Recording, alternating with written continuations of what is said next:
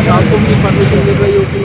اللہ کی جو مشیت اور رضا بھی اس میں شامل ہے کہ کل کو انفارمیشن تھی کہ شاید موسم خراب ہوگا, لیکن آج آپ دیکھ رہے ہیں کہ بہت خوبصورت موسم ہے. اور اس وقت تک کہ اپنے راج 31 سال کے تعطل کے بعد آزاد کشمیر میں مرحلہ وار بلدیاتی انتخابات منعقد ہو رہے ہیں. دوسرے مرحلے میں آج پونچھ ڈویژن کے 4 اضلاع میں پولنگ ہو رہی ہے. ڈویژن ہیڈ کوارٹر راولاکوٹ شہر کے مرکزی پولنگ اسٹیشن کا سیکٹری الیکشن کمیشن سردار غضنفر خان نے دورہ کیا. اس موقع پر انہوں نے میڈیا سے گفتگو کرتے ہوئے کہا کہ اس وقت پورے پونچھ ڈویژن میں پرامن پولنگ کا عمل جاری ہے.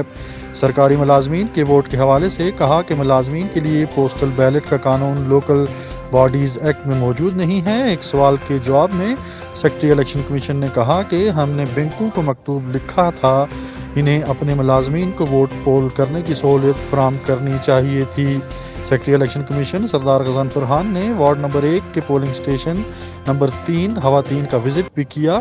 اس موقع پر پریزائڈنگ آفیسر نے کہا کہ اسٹیشن پر سہولیات نہیں ہیں. خواتین کا یہ پولنگ اسٹیشن واش رومز تک سے محروم ہے.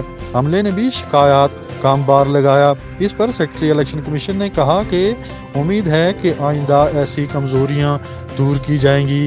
بعض جگہوں پر ایسے مسائل ہوتے ہیں جنہیں آہستہ آہستہ دور کیا جائے گا. Pearl news Rawalakot.